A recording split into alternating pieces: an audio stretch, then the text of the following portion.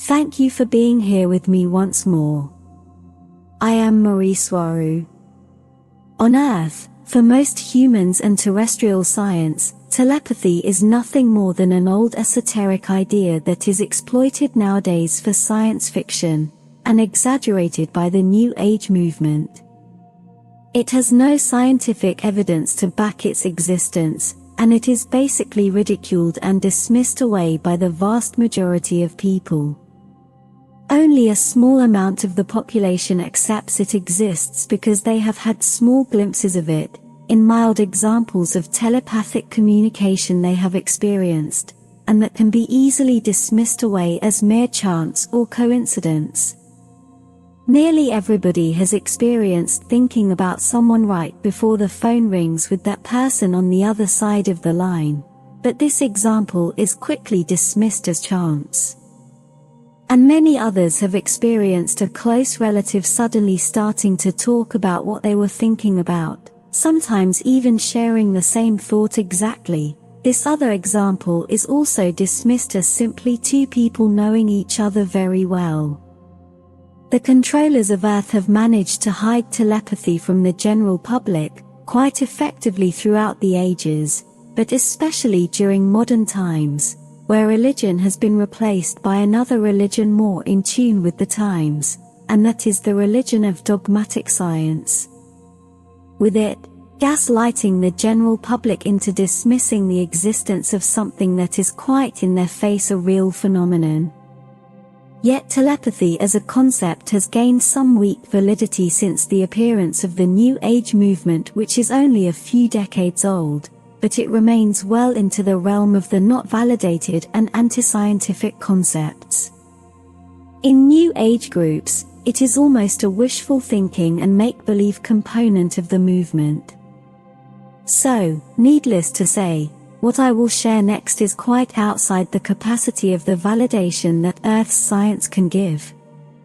We are not separated from Source, and we are all holographic fragments of it, all of us having the same capacity as Source itself, because we are Source, and the only thing that limits us is the idea that we are limited, and the group of concepts and ideas about reality and about ourselves that we've grown attached to. This is why when we let go of our mental attachments, our mind expands, and so does our consciousness and awareness, and with it, our existential density. The reason why specific souls clump together in one or another existential reality, such as Earth realm, is because they hold a very similar frequency. Each individual soul vibrates at a specific range of frequencies, and that specific range of frequencies is formed, dictated, and regulated by the ideas and thoughts the person is having, and the emotions and feelings they produce. Therefore, the attachment to ideas, the rigidity and stubbornness of the person to let go of them even in the face of better and more convenient ones, is what hinders all spiritual progress. So, people will automatically tend to incarnate into an existential realm, and field that holds a frequency that is similar to theirs, simply because they hold a frequency that is the same as the average. Souls can intentionally incarnate into a field with a different frequency than theirs, a lower one for example, as many starseeds do on Earth, but that is another subject and I digress. All thoughts are frequencies, and each complex idea holds its own specific range of them. They are not happening in the brain of the subject, and neither are they caused by it. The brain is just a translator from the etheric field into the so-called material realm of existence.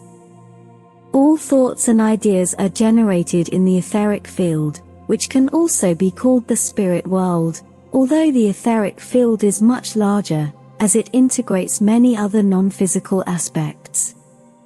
What generates thoughts and ideas is the spirit, and the brain only translates them into the material world, although all the living cells in a body, in their own capacity also translate what occurs in the etheric side into the world of the living, using DNA as a receptor antenna of sorts to receive subtle energy, according to what each one of them is a match to. All thoughts are energy, and they all hold a specified range of frequencies that are unique to each one, even when there are two or more different people or souls having them. Two different people thinking about the same thing will generate the same frequency and energy patterns associated with that thought. When people think about something, about anything, they generate energy, and that energy at the specific frequency of each kind of thought is radiated or transmitted into the field. They are fed into the etheric field where they mingle and mix with what other people are thinking and transmitting, forming a complex soup of frequencies in which everyone is immersed in. Imagine each person as a radio station, transmitting into the field all that they are thinking.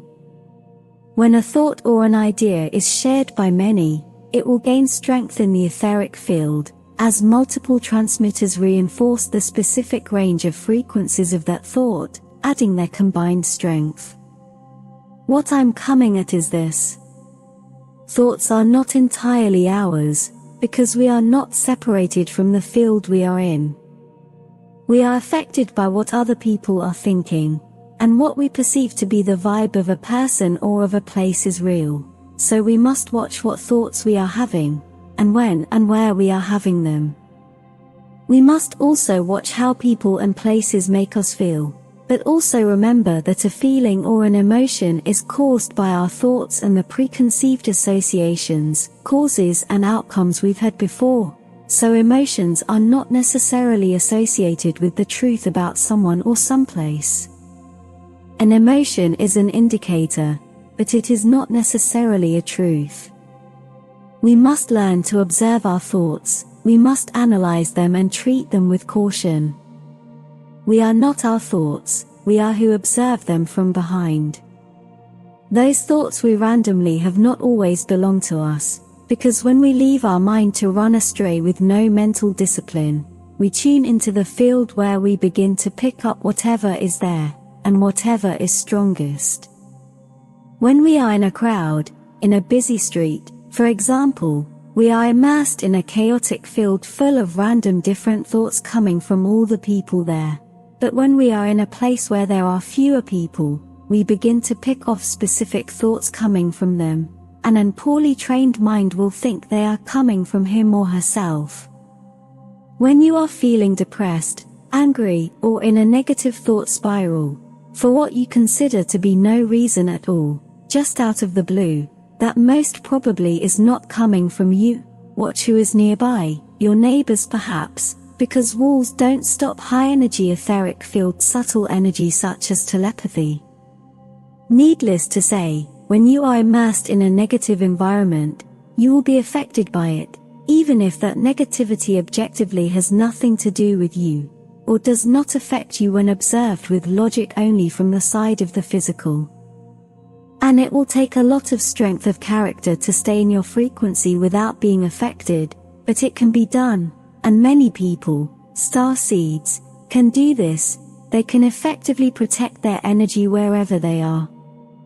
In the same way, when we are immersed in a very positive energy field, we also are affected by it, and we can benefit from it, lifting our personal frequency, and nurturing that field in return.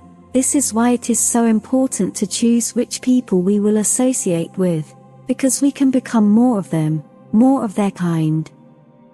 Remember, we are the result of the content we consume, the information we acquire and take in as ours, and of the people we associate with. All thoughts are shared in the etheric field, and depending on the personal frequency of each individual and the vibration of those thoughts this individual is having, he or she will tune into one set of shared thoughts in the field, or another. This is why many people have noticed that throughout history several inventors have come up with the same idea, more or less at the same time. Moreover, when a person is having destructive thoughts, he or she is mentally tuning into all the other people who are having similar ones. For example, if a person is thinking about committing a crime, that individual will be tuning into the etheric information field of all the criminals who have committed that crime, or are thinking about committing it.